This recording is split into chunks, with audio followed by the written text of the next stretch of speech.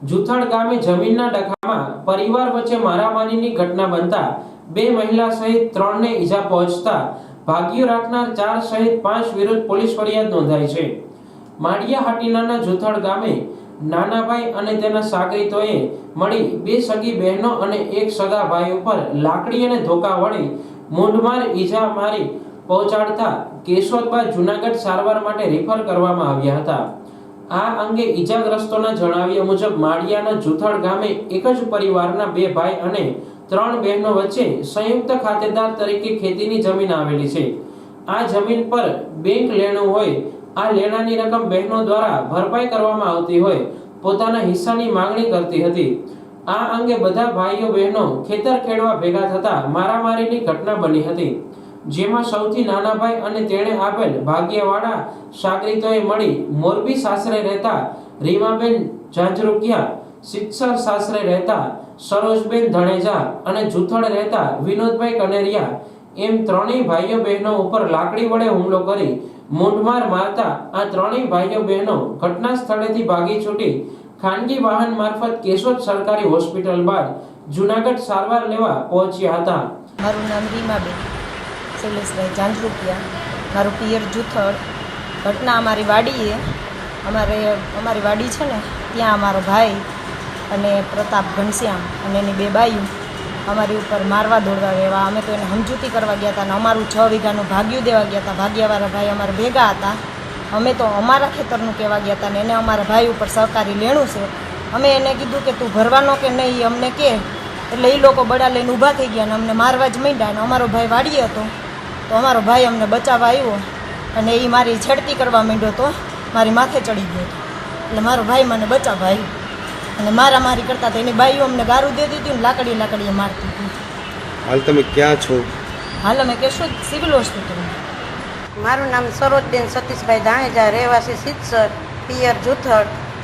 અને અમારા બે ભાઈઓની માથે જે કરજો છે સરકારી, એના માટે અમે બે બહેનો સમજાવવા માટે વાડીએ ભાઈને ગયા હતા કે તમે આ ભરી લ્યો, નહીં તો પછી અમે બહેનોએ એક બેંક તો નીલ કરી અમે છોકરીઓએ તો અત્યારે બે દીકરીઓ અમે ભરીએ છીએ તો એ વાવે બે ભાઈઓ, તો એવું તો ક્યાં ન્યાય આપે? એટલે ઘટના શું બની? ઘટના એવી બની કે એને સમજૂતી માટે ગયા હતા અમે કે તમે બેંક ભરી દો, તો એ બેંક ભરવા તૈયાર નહોતો। બીજા એના માણસો હતા જે પ્રતાપભાઈ કરીને અને ઘનશ્યામભાઈ કરીને, એની બે વહુ અને મારો ભાઈ નાનો બુધેશ કનેરિયા, મને બહુ મારપીટ કરી છે। એમાં મારા કમરથી નીચે મારા પગે કામ કરે એમ નથી ને હાથ મારો જો આ ભાંગી ગયો છે। તમને કુલ કેટલા લોકોને મારવામાં આવ્યો? અમને બે બહેનો અને મારો ભાઈ મોટો, એમાં મારી બેન જે છે એની માથે ઇજ્જત લૂંટતો હતો એટલે હું દોડીને આડી પડી એમાં મારો હાથ પ્રતાપે ભાંગી નાખ્યો। હા, અને મારો મોબાઈલ એને છે ને ઝટી લીધો, હું વિડીયો ઉતારતી હતી 181માં રિંગ કરતી હતી તો એને એમ કરીને મારો મોબાઈલ લઈ લીધો છે। જે આ પ્રતાપભાઈ ઘનશ્યામભાઈ છે ને એને લઈ લીધો છે મોબાઈલ મારો, અને મારું એકાઉન્ટ ને બધું એમાં છે અને મારો કિંમતી મોબાઈલ છે।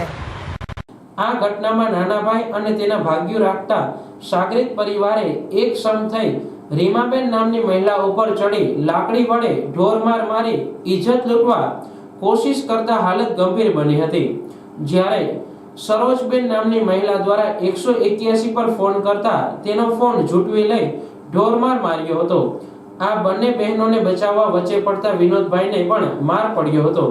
આ ઘટનાનો મહિલાના નાના બાળકોએ વિડીયો ઉતારી વાયરલ કરતા જેની જાણ માળિયા પોલીસને થતા તંત્ર દોડતું થયું હતું અને મોરબીના રહેવાસી રીમાબેન કે જેઓ શૈલેષભાઈ વિઠ્ઠલભાઈ ઝાંઝરુકિયાના પત્નીની ફરિયાદના આધારે તેમના સગાભાઈ બુધેશ સહિત ભાગ્યું રાખનાર ઘનશ્યામભાઈ, મનીષાબેન ઘનશ્યામભાઈ, પ્રતાપભાઈ, મંજુબેન પ્રતાપભાઈ તમામ જુથડવાળા વિરુદ્ધ 323, 504, 143, 144, 147, 149 હથિયાર ધારા 135 મુજબ ગુનો નોંધી તપાસ હાથ ધરી છે।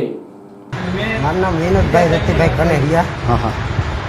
મારી બહેનોને અમારી વાડીની માલિક અમારે સરકારી લેણું છે, એ ભરપાઈ માટે મારા ભાઈને પૂછવા ગયું કે કેદી ભરવું। મને પૂછ્યું, હું કહું કે નાનો ભાઈ ભરવા લાગે તો અમે બે ભાઈઓ ભરી દઈએ।